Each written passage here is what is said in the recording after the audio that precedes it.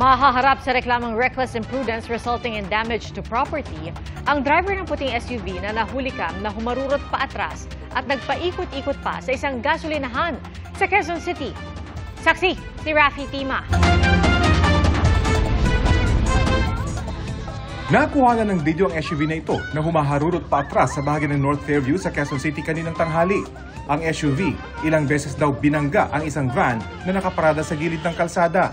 Ayon sa may-ari ng van na si Rowena, nasa loob siya nang maramdamang umuuga ang sasakyan. Maraming tao naglabasan at sinasabi na binabangga na daw po yung sasakyan namin. Tapos tinignan ko sa likod, ay oo nga, binabangga na tayo. Sinubukan ng driver ng van, nakatukin ng SUV. Tinapik ko yung tagiliran niya.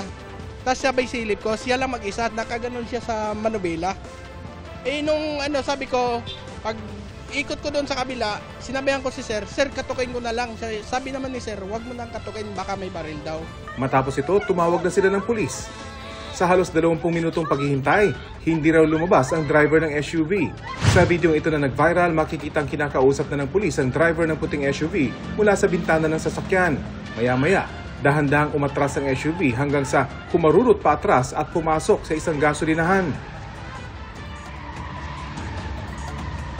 Ilang beses itong nagpaikot-ikot doon dahilan para mabangga ang ilang gamit tulad ng drum ng tubig at protective barrier ng gasolinahan. Napatakbo ang mga tao.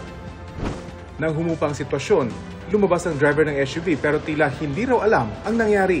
Sabi ko, Sir, ano po bang nararamdaman niyo? Sir, alam niyo pa ba yung nangyari? Sabi, hindi ko alam eh.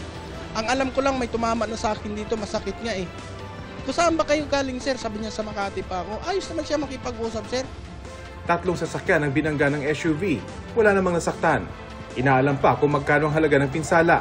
Sinusubukan pa naming hinga ng pahayag ang driver ng SUV na 68 taong gulang at retiradong miyembro ng US Navy.